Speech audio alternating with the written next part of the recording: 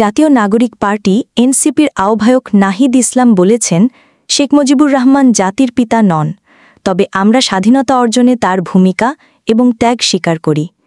তিনি বলেন, তার শাসনামলের জাতীয় ট্র্যাজেডিকেও স্মরণ করি। গতকাল নিজের ভেরিফাইড ফেসবুকে দেয়া এক পোস্টে তিনি এসব কথা বলেন।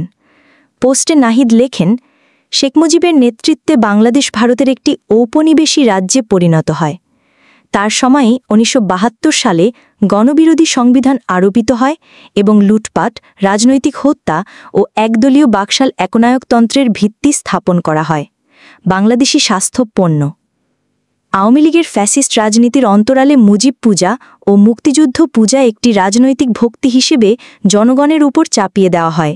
অত্যাচার, লুটপাট করার পাশাপাশি নাগরিককে প্রথম শ্রেণী ও দ্বিতীয় শ্রেণীতে বিভক্ত করা হয়। এটি গণতন্ত্রের ছদ্মাবরণে আধুনিক জমিদারি ছাড়া কম কিছুই ছিল না। তবুও মুক্তিযুদ্ধ ছিল সমগ্র জাতির সংগ্রাম। কয়েক দশক ধরে আওয়ামী লীগ বাংলাদেশকে তার পৈতৃক সম্পত্তি হিসেবে জবাবদিহিতাহীন শাসন এবং মুজিবীয় নামের আড়ালে দুর্নীতি ও দমনপীড়নকে ন্যায্যতা দিয়েছে। নাহিদ ইসলাম বলেন, ২০২৪ সালের জনগণের বিদ্রোহ এই জমিদারিকে ধ্বংস করে দিয়েছে। কোনো ব্যক্তি, পরিবার, মতাদর্শকে আর কখনো নাগরিকদের অধিকার কেড়ে নিতে বা বাংলাদেশের উপর ফ্যাসিবাদ আরোপ করতে দেওয়া হবে না। জাতির পিতা অভিধাটি ইতিহাসের কোনো অংশ নয়, বরং রাষ্ট্রকে সংকুচিত করে আওয়ামী লীগকে ফ্যাসিস্ট বানানোর হাতিয়ার। বাংলাদেশি সব নাগরিকের অধিকার সমান, আর কোনো একক ব্যক্তি এটির মালিকানা দাবি করতে পারবে না। তিনি আরও বলেন, শেখ মুজিব ও মুক্তিযুদ্ধ নামে মুজিববাদ একটি ফ্যাসিস্ট মতাদর্শ। আমাদের সংগ্রাম কোনো ব্যক্তির বিরুদ্ধে নয়, ফ্যাসিস্ট আদর্শের বিরুদ্ধে। মুজিববাদ ফ্যাসিবাদ ও বিভাজনের একটি আদর্শ। এর মানে হল জোরপূর্বক গুম, হত্যা, ধর্ষণ ও মানবাধিকার লঙ্ঘন, দেশের সম্পদ লুট করে বিদেশে পাচার করা। মুজিববাদ মানে ইসলামোফোবিয়া, সাম্প্রদায়িকতা এবং সংখ্যালঘুদের ভূমি দখল।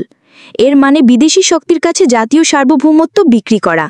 ১৬ বছর মুজিবকে রাজনৈতিকভাবে বাঁচিয়ে রাখা হয়েছিল অস্ত্র হিসেবে, আর এই মতবাদের আড়ালে ছড়িয়েছিল গুম, খুন, লুটপাট ও গণহত্যা।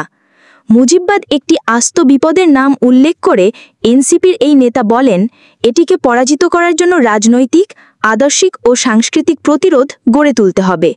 সকল নাগরিকদের জন্য আমাদের সংগ্রাম হলো একটি প্রজাতন্ত্র, সার্বভৌম ও গণতান্ত্রিক বাংলাদেশ গড়ে তোলা, যেখানে কোনো দল, বংশ, নেতা জনগণের উপরে দাঁড়াবে না। বাংলাদেশ কারো সম্পত্তি নয়, এটা গণপ্রজাতন্ত্র।